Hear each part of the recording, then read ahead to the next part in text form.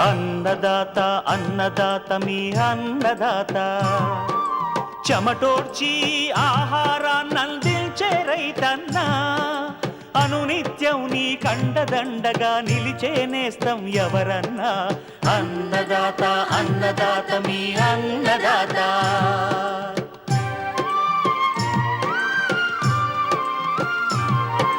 నూతన రీతుల సాగుబడికి, నూరింతలు పెరిగే దిగుబడికి సూచనలిచ్చే సస్య రక్షణకు, పశు పోషణకి శాస్త్ర విజ్ఞానం అందించి ముందుకు నడిపే తెలుగు రైతు భారతదేశానికి మకుటం అయ్యేలా తీర్చిదిద్దే ఆశయంతో మిమ్ము మేలు కొలిపేది అన్నదాత. అన్నదాత అన్నదాత మీ అన్నదాత. అన్నదాత అన్నదాత మీ అన్నదాత. అన్నదాత ప్రేక్షకులకు నమస్కారం. ఈనాటి ముఖ్యాంశాలు: ప్రస్తుత వేసవిలో బొప్పాయిలో చేపట్టాల్సిన యాజమాన్య సస్యరక్షణ చర్యలు, దాల్వావరిని నష్టపరుస్తున్న సుడిదోమ సమగ్ర నివారణ, ఎండాకాలం కోళ్ల ఫారాల్లో తీసుకోవాల్సిన జాగ్రత్తలు, ఇంకా జై కిసాన్ వ్యవసాయ సమాచారం.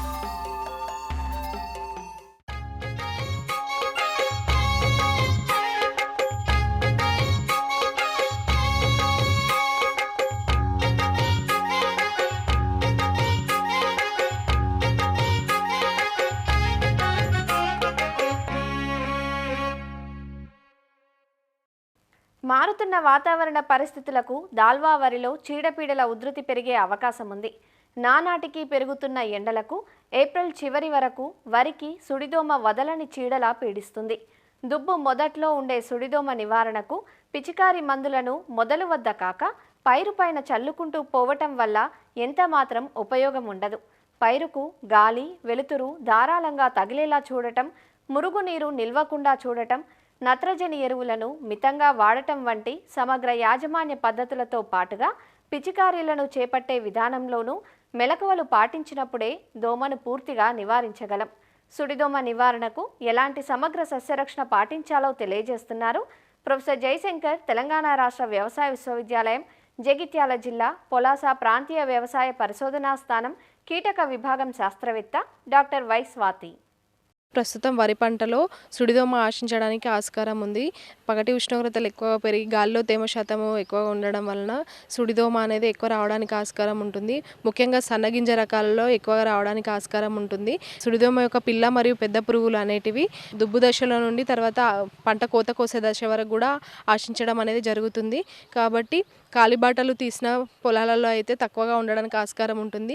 కాలిబాటలు తీయని రైతులు ఉన్నట్లయితే వాళ్ళు సన్నగింజ రకాల్లో ప్రత్యేకంగా పొలం లోపల దిగి సుమారుగా 50 దుబ్బుల వరకు చూసుకొని వాటి మీద ఏమైనా పిల్ల పురుగులు, తల్లి పురుగులు అనేటివి ఉన్నావా లేవా అని చూసుకొని సస్యరక్షణ చర్యలు అనేటివి చేపట్టాలి. ఈ సుడిదోమ ఆశించినట్లయితే పిల్ల మరియు పెద్ద పురుగులు మొక్క మొదల నుండి రసాన్ని పీల్చడం జరుగుతుంది. రసాన్ని పీల్చడం వలన దుబ్బులు అనేటివి లేత పసుపు రంగులోకి మారిపోయి తర్వాత ముదురు ఎండుగడ్డి రంగులోకి మాడిపోవడం అనేది జరుగుతుంది. పక్క మొక్కల పైకి ఎగబాకి రసాన్ని పీల్చడం వలన మొక్కలు అనేటివి సుడులుగా ఎండిపోవడం అనేది జరుగుతుంది. కాబట్టి దీన్ని మనం దోమపోటుగా అంటాము. ఈ దోమపోటు ఆశించిన వరిగడ్డిని పశువులు కూడా తినడానికి ఇష్టపడవు. కాబట్టి సూచించిన మందులు అయినటువంటి ముందుగా దుబ్బులపైన 20 నుంచి 25 పిల్ల పురుగులు కానీ తల్లి పురుగులు కానీ దాటినట్లయితే ఎసిఫేట్ 300 గ్రాముల చొప్పున లేదా బుఫ్రోఫ్రెజిన్ అనే మందు 320 మిల్లీలీటర్ల చొప్పున ఎకరానికి పిచికారీ చేసుకోవాలి.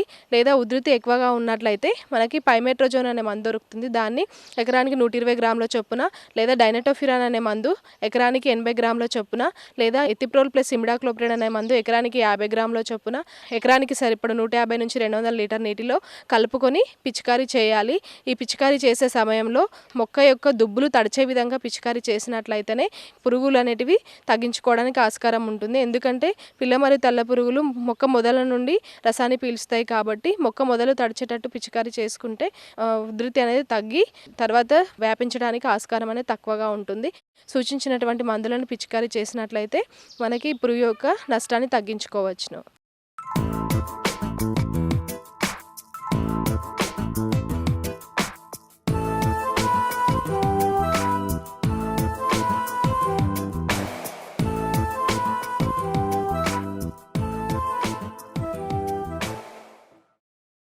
నాటిన 7-8 నెలలకే ఫలసాయాన్నిచ్చే పండ్ల తోట బొప్పాయి. ఆకర్షణీయమైన రంగు, పరిమాణం, రవాణాను తట్టుకోవటంతో పాటు అధిక దిగుబడినిచ్చే తైవాన్ రకాల రాకతో బొప్పాయి సాగు విస్తీర్ణం ఏటికేటికి పెరుగుతూ ఉంది. ప్రస్తుతం ఉన్న అధిక వేడి, బెట్ట పరిస్థితులకు ఈ పంటలో పెరుగుదల కొంత తగ్గి రసం పీల్చే పురుగుల తాకిడి పెరుగుతుంది. వీటిని సకాలంలో నివారించుకున్నప్పుడు మాత్రమే బొప్పాయికి ప్రధాన సమస్య అయిన వైరస్ తెగుళ్లు అదుపులో ఉంటాయి. అంతేకాదు, అవసరాన్ని బట్టి నీరు, పోషక యాజమాన్యాన్ని సకాలంలో చేపట్టాల్సి ఉంటుంది. బొప్పాయి తోటల్లో ప్రస్తుతం పాటించాల్సిన యాజమాన్య సస్యరక్షణ చర్యలను మనకందిస్తున్నారు ప్రొఫెసర్ జయశంకర్, తెలంగాణ రాష్ట్ర వ్యవసాయ విశ్వవిద్యాలయం, నాగర్ కర్నూలు జిల్లా పాలెం కృషి విజ్ఞాన కేంద్రం శాస్త్రవేత్త డాక్టర్ ఏ శంకర్. బొప్పాయి అనేది వివిధ దశల్లో ఉంటుంది. సో కావున ఇప్పుడు వేసవిలో ఎండలు ఎక్కువ ఉధృతంగా ఉంటాయి కాబట్టి ఈ బొప్పాయి పంట సెన్సిటివ్గా ఉంటుంది. దీనికి కూడా కొంచెం డ్యామేజ్ జరిగే అవకాశం ఉంటుంది. ఇందులో మనం మెయిన్గా పాటించాల్సింది ఏంటంటే డ్రిప్ పద్ధతిని పాటించాలి. వాటర్ రిక్వైర్మెంట్ ఎక్కువగా ఉంటుంది. నాటిన 8 వారాల వరకు ఉన్న చెట్లకైతేనేమో 2 రోజులకు ఒకసారి 8 లీటర్ల నీళ్ళు అవసరం అవుతుంది. అదే పూత కాత దశలో ఉన్నటువంటి ఈ చెట్లకు రోజుకి 20 నుంచి 25 లీటర్ల నీరు అవసరం అవుతుంది. కాబట్టి దాదాపుగా 3 గంటల వరకు డ్రిప్ని ఆన్ చేయాల్సిన అవసరం ఉంటుంది. ఎండా తీవ్రత వల్ల కొన్ని సూక్ష్మ పోషకాల లోపాలు కూడా ఏర్పడే అవకాశం ఉంటుంది. దాంట్లో ముఖ్యంగా boron, zinc and calcium. So boron 1 లీటర్కి 1 గ్రాము, అలాగే చిల్లెటెడ్ జింక్ అయితే 2 గ్రాములు లీటర్ నీటికి చొప్పున కలిపి కనీసం 15 రోజులకు ఒకసారి, 10 రోజులకు ఒకసారి పైన పిచికారీ చేసుకోవాలి. ఇంకా మనకు కాల్షియం లోపం గమనించినట్లయితే కాయలు మీద మచ్చలు ఏర్పడి కుళ్ళిపోవడం లాంటివి జరుగుతుంది. భాస్వర్ అనే సింగిల్ సూపర్ ఫాస్ఫేట్ రూపంలో చెట్టుకి 260 గ్రాముల చొప్పున 2 నెలలకు ఒకసారి మనము చెట్టు మొదట్లో ఫీట్‌న్నర దూరంలో సర్కిల్ లాగా చేసుకొని మనం సింగిల్ సూపర్ ఫాస్ఫేట్ని వేసుకొని మట్టి కప్పేయాలి. ఫెర్టిగేషన్ ద్వారా మనము నత్రజని, పొటాష్ అందించాల్సిన అవసరం ఉంటుంది. సో దీనికోసము వారానికి ఒకసారి యూరియా 13.5 గ్రాములు, అలాగే పొటాష్ అయినట్లయితే ఎంఓపి రూపంలో 10.5 గ్రామ్స్ ఒక చెట్టుకి 1 వారానికి లెక్కన మనం డ్రిప్ ద్వారా ఈ ఫెర్టిలైజర్ని అందించినట్లయితే చెట్లు అనేది వేపుగా పెరుగుతాయి. ఎలాంటి ఎండ తీవ్రతను కూడా తట్టుకునే అవకాశం ఉంటుంది. ఇంకా మనకు చివరి వరుసల్లో ఉన్నటువంటి చెట్ల యొక్క ఎండ తీవ్రతకు ఎక్కువగా ఏర్పడినప్పుడు ఆకులు అనేది మాడిపోవడం కానీ, కాయల మీద డైరెక్ట్ సన్లైట్ పడినప్పుడు కాయలు అనేది తొందరగా పండు ఆడిపోయినట్టు గమనించడం లేదా మెత్తగా పోవడం గమనించే అవకాశం ఉంటుంది. దాన్ని మనం కంట్రోల్ చేసుకోవడానికి ఔటర్ బార్డర్లో మనం ఎత్తుగా పెరిగేటువంటి జొన్న, మొక్కజొన్న లేదన్నటువంటి ఎత్తుగా పెరిగేటువంటి పశుగ్రాసాలను పర్మనెంట్గా పెంచుకున్నట్లయితే చెట్లకు కూడా మనకు ఎండ తీవ్రత నుంచి మనం రక్షించుకోవచ్చు. దీంతోపాటు రసం పీల్చే పురుగులను కూడా పక్క తోటల నుంచి మనకు రాకుండా ఉండడానికి కూడా ఇది ఉపయోగకరంగా ఉంటుంది. వేసవిలో కాయ కటింగ్ ఉన్నట్లయితే మనం ఏమాత్రం ఆలస్యం చేయకుండా తొందరగా మార్కెట్ కోసుకోవాలి. ఒకవేళ పండిన కాయలు కానీ, చిన్న కాయలు కానీ తోటలోనే వదిలేయకూడదు. ఎందుకంటే పండుగ అనేది ఆ కింద పడిన కాయల్లో దాని లార్వాస్ ఉంటాయి. దాని ద్వారా ఇంకొక జనరేషన్ తొందరగా ఫాస్ట్గా స్పేరప్ అవుతుంది. కాబట్టి ఈ కింద పడిన కాయలని చాలా జాగ్రత్తగా పోగేసి ఈ చెత్త చెదారం వేసి బయట తగలబెట్టేసేయాలి.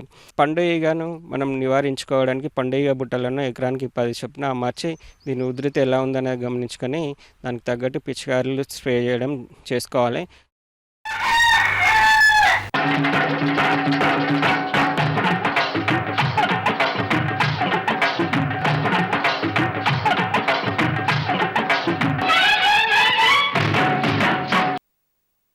కోళ్లు సున్నిత జీవులు.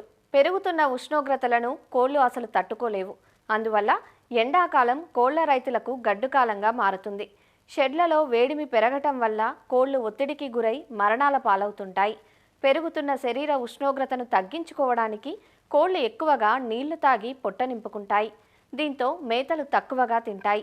వడదెబ్బకు గురైనందువల్ల జీవక్రియలు దెబ్బతిని ఫలితంగా గ్రుడ్ల ఉత్పత్తి, మాంసం ఉత్పత్తి తగ్గిపోవడంతో రైతులు ఆర్థికంగా నష్టపోవడం జరుగుతుంటుంది. అందువల్ల ఫారాల్లో ఉష్ణోగ్రతలు పెరగకుండా చెట్లు పెంచుకోవడం, షెడ్లను తూర్పు పడమర దిశల్లో నిర్మించుకోవడం వంటి ముందస్తు ప్రణాళికతో పాటు ప్రస్తుత వేసవిలో ఉత్పాదకత తగ్గకుండా సరైన జాగ్రత్త చర్యలు పాటించాలంటూ రంగారెడ్డి జిల్లా ఇబ్రహీంపట్నం మండలం ఎలిమినేడు పశు వైద్యశాల పశు వైద్యాధికారి డాక్టర్ వై ఆనందరెడ్డి ఇలా తెలియజేస్తున్నారు.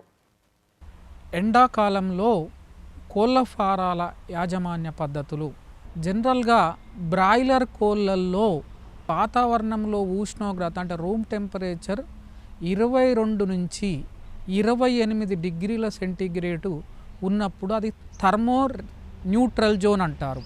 అంటే ఆ వాతావరణానికి కరెక్ట్ అవి మెయింటైన్ అవుతుంటాయి.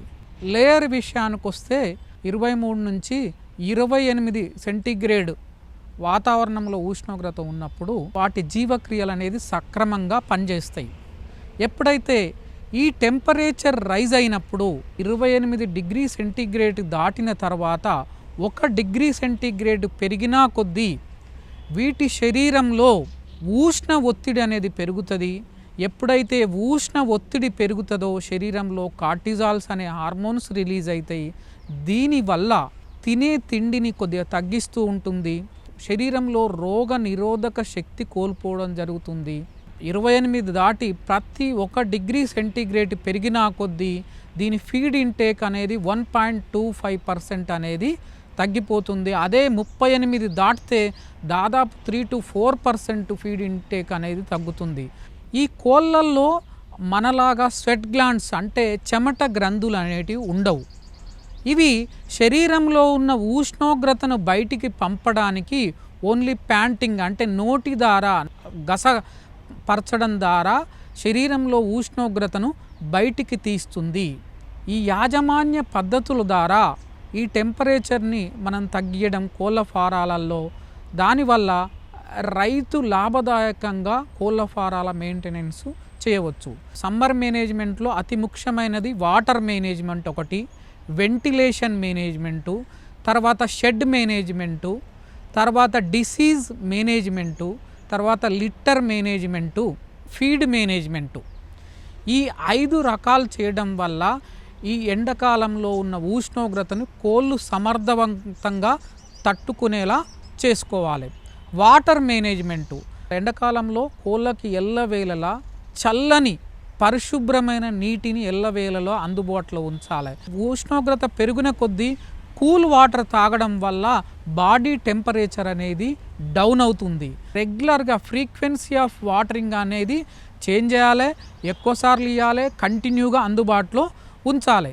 క్లీన్ వాటర్ సోర్స్ ఉండేటట్లు చూసుకోవడము, ఇచ్చే వాటర్లో కూడా క్లోరినేషన్ చేయడము. అంటే ఉదాహరణకు 1000 లీటర్ వాటర్కు ఒక 5 grams బ్లీచింగ్ పౌడర్ కలుపుకోవడం ద్వారా క్లోరినేషన్ అవుతుంది. ఒక ½ an hour తర్వాత ఈ వాటర్ని మనం కోళ్ళకి ఇవ్వడం. వాటర్ ట్యాంకుల పైన గన్నీ బ్యాగ్స్ వేసి ఈ గన్నీ బ్యాగ్స్కు వాటర్ తడపడం ద్వారా ఈ ట్యాంకు వేడెక్కకుండా ఉంటుంది. చల్లటి వాటర్ అందుబాటులో ఉంటాయి.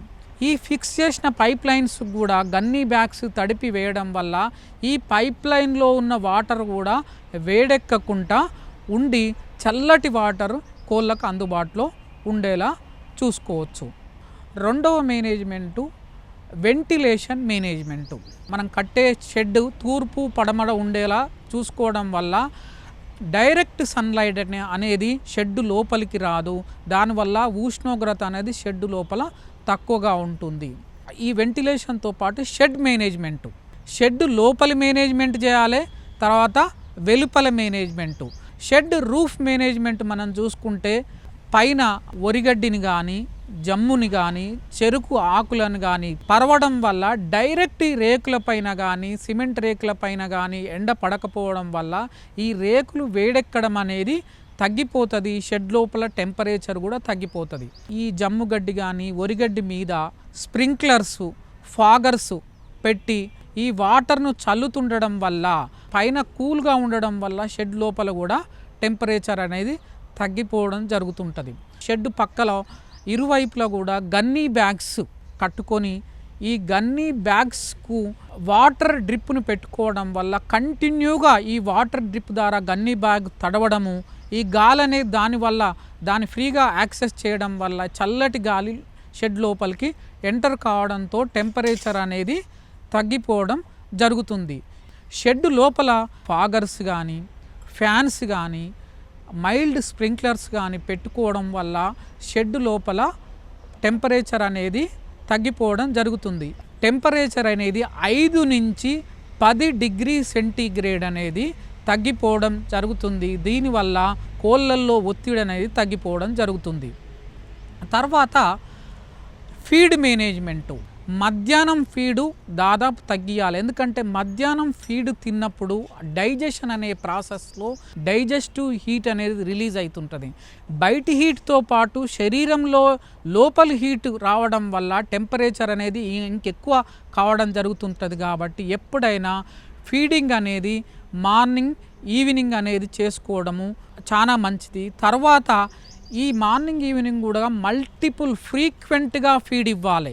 అంటే కొద్దిగా ఫ్రీక్వెంట్గా ఇవ్వడం వల్ల అది ఆ ప్రొడక్షన్ లాస్ కాకుండా ఉంటుంది. ఫీడ్ ఇచ్చేది కూడా మంచి క్వాలిటీ ఫీడ్ ఇవ్వాలి.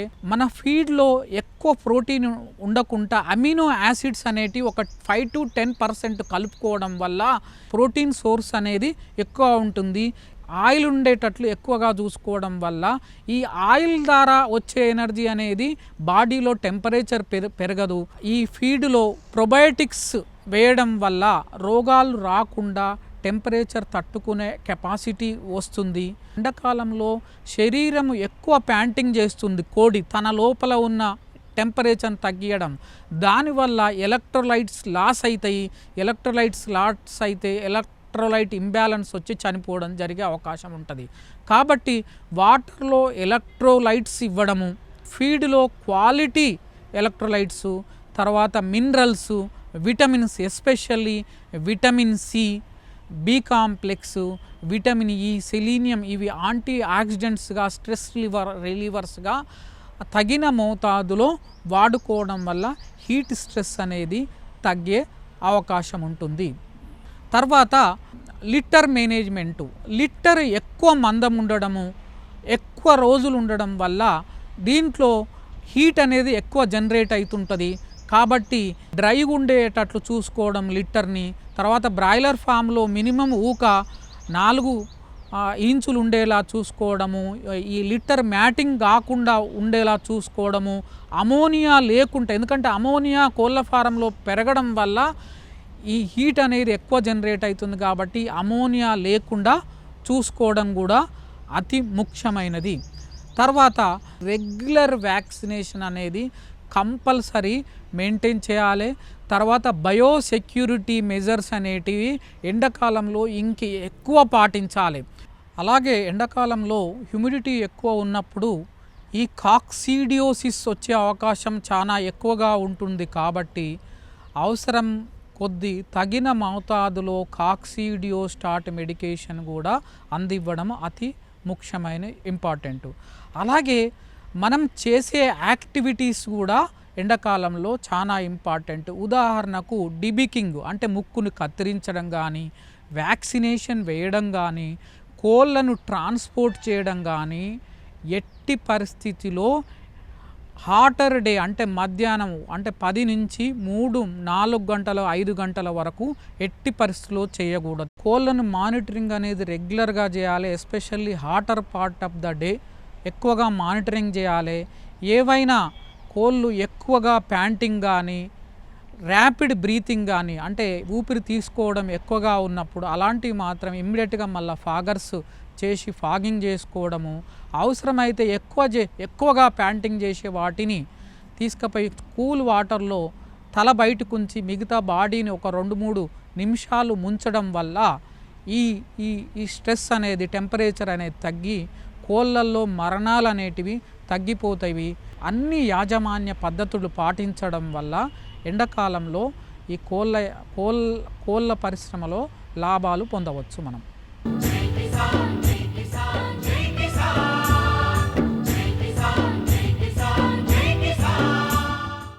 వ్యవసాయ సమాచారం ఇప్పుడు జై కిసాన్లో చూద్దాం.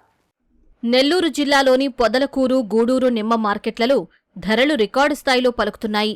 జనవరి, ఫిబ్రవరి మాసాలలో 80 కిలోల బస్తా ధర 600 నుండి 800 వరకు విక్రయించిన రైతులు మార్చి, ఏప్రిల్ మాసాలలో 8,000 నుండి 10,000కు విక్రయించారు. ప్రస్తుతం సైజును బట్టి 10,500 నుండి 12,000 వరకు ధర పలుకుతుండటంతో రైతుల ఆనందానికి అవధులు లేకుండా పోయాయి. రేట్ అయితే 600 400 కాడి నుంచి 600 దాకా 700 దాకా కొనేరు. ఇప్పుడైతే ఫిబ్రవరి నుంచి మామూలుగా 4000 3000 కాడి నుంచి మామూలుగా రేట్లు ఉన్నాయి. ఇప్పుడైతే తోటలో కాయలు సక్రంగా లేవు, దిగుబడి అయితే తక్కువ వస్తుంది. తోటలు అయితే ఉన్నాయి. ఇప్పుడైతే మామూలుగా రేట్లు ఎక్కువగా ఉన్నాయి. 8000 కాడి నుంచి 10,600 దాకా మార్కెట్ లో లక్షణంగా హ్యాపీగా ఉండరు రైతులు. 9,500 నుంచి 10,500 మార్కెట్ నడిచింది. ఇప్పుడు ఇంతకు ముందు 400కి 600 కూడా ఇచ్చిపోయింది. బస్తా 400, 500, 600 కూడా ఇచ్చిపోయింది. ఇప్పుడు ఎండ్ల కాస్ట్ ఉన్నాయి, కానీ ఇంకా మంచు ఉంది. మంచు దగ్గరనే పెరిగే అవకాశం ఉంది. 15,000 కూడా రావచ్చు బస్తా. నిమ్మ రైతులు బ్రహ్మాండంగా ఉన్నారు, ఇబ్బంది లేదు. ఫిబ్రవరి 3 తేదీ నుంచి అమితంగా అమ్మతాయి కాయలు. ఏప్రిల్ 15-16 తేదీ కల్లా 12,000 పోతాయి. ఇంకా 15,000 పోయే అవకాశం ఉంది. ఇప్పుడు ధరలు బాగా ఎక్కువగా ఉన్నాయి. 10,000, 11,000 దాకా పోతున్నాయి. రైతులు చాలా సంతోషంగా ఉన్నారు. కాయలు కొంచెం తక్కువగా ఉన్నాయి తోటల్లో. రేపు నెలలో ఇంకా ఎక్కువ వెళ్ళొచ్చు. జనవరి, ఫిబ్రవరిలో చాలా తక్కువ ఉన్నాయి రేట్లు. ఇప్పుడు చాలా ఎక్కువ ఉన్నాయి. రైతులు బాగా సంతోషంగా హ్యాపీగా ఉన్నారు. ఏప్రిల్ ప్రారంభం నుంచి నిమ్మ ధరల్లో మరింత పెరుగుదల కనిపిస్తోంది. కిలో 135 నుండి 150 వరకు మధ్య పలుకుతోంది. పెరుగుతున్న ఎండలతో నిమ్మకు భారీ డిమాండ్ ఏర్పడింది. ఢిల్లీ, లక్నో, వారణాసి, జైపూర్, భువనేశ్వర్, పాట్నా వంటి ఉత్తరాది మార్కెట్ల నుంచి పెరిగిన డిమాండే ఈ ధరల పెరుగుదలకు కారణమని వ్యాపారులు చెబుతున్నారు. ఇతర ప్రాంతాల నుంచి ఉత్తరాది రాష్ట్రాలకు నిమ్మకాయల రాక తగ్గడంతో పొదలకూరు, గూడూరు చుట్టుపక్కల మార్కెట్ల సరఫరాపై ఆధారపడడం వల్ల ధరలు పెరిగాయంటున్నారు. అయితే చాలా తోటల్లో సరుకు లేకపోవడంతో ఈ ధరల వల్ల కొద్ది మంది రైతులు మాత్రమే లాభపడ్డారు. నవంబర్, డిసెంబర్ లో 600-700 నిమ్మకాయలు ఇప్పుడు 10,000 పైన అచ్చులుగా పోతా ఉన్నాయి. ఇప్పుడు మిగతా రాష్ట్రాల్లో కర్ణాటక, తెలంగాణ రాష్ట్రాల్లో కాయలు తక్కువగా ఉన్నాయి. మనకి డిమాండ్ ఏర్పడింది. ఇప్పుడు దరిదాపుగా ఇక్కడ నుంచి ఒక 4-5 రాష్ట్రాలకి ఎక్స్పోర్ట్ జరుగుతున్నాయి. రోజు ఒక 250 టన్నుల నుంచి 350 టన్నుల వరకు ఎక్స్పోర్ట్ అవుతున్నాయి. నార్త్ మార్కెట్లు బాగున్నాయి, సౌత్ మార్కెట్లు బాగున్నాయి. సో దానివల్ల రైతులకి ఆశాజనకంగా ఉన్నది. నిమ్మకాయలకి అయితే డిమాండ్ అయితే బాగానే ఉంది, కానీ డిమాండ్ తగ్గట్టు దిగుబడి లేదు. తగ్గింది రోజు డిమాండ్, దిగుబడి తగ్గుతా వస్తుంది. ఆ ఉన్నాయి కూడా క్వాలిటీ వచ్చి 30%, 70% క్వాలిటీ తగ్గిపోయింది. ఆ 30% అయితే మంచి హై రేట్ ఉంది. వాటికి 30%, 70% మధ్యలో 50 రూపాయలు చేసాం కేజీ. 100 రూపాయలు, 150 రూపాయలు మార్కెట్. ఈ సన్నకాయలంతా 100 నుంచి, అంటే ఏ స్టేజ్ వచ్చి క్వాలిటీ 110, 120 క్వాలిటీ కాయలు అయితే 150 రూపాయలు. డిమాండ్ బాగా పెరిగింది. 200 రేపు నెలలో మనకి ఎండలు పెరుగుతాయి, కానీ సరుకులు అయితే పెరిగేదానికి ఛాన్స్. అది మనకి బాగా ఫ్లవరింగ్ వచ్చిన టైంలో నిమ్మ చెట్ల వాతావరణం డిసెంబర్ నెల లాస్ట్ లో ఒక పూత స్టార్ట్ అయ్యే టైంలో కంటిన్యూ 1 వారం రోజులు పెద్ద వర్షం పడ్డది. ఆ వర్షంకి తేమ శాతం ఎక్కువ అయ్యేదాన్ని 4 రోజులు అది ఆరక, ఆ టైంలో వచ్చిన పూత పిండి అంతా గూడు వస్తుంది, మాడిపోయింది అన్నమాట. నవంబర్, డిసెంబర్ లో మార్కెట్ ధరలు చాలా తక్కువ ఉన్నది. గత ఏడాది నవంబర్, డిసెంబర్ మాసంలో కురిసిన అధిక వర్షాల వల్ల తోటల్లో కాపు చాలా వరకు తగ్గిపోయింది. దీంతో తోటల్లో కాపు ఉన్న రైతులకే మార్కెట్ ధరలు కలిసి వస్తున్నాయంటూ రైతులు అంటున్నారు. మరిన్ని విభిన్న అంశాలతో రేపటి అన్నదాతలో మళ్ళీ కలుసుకుందాం. నమస్కారం.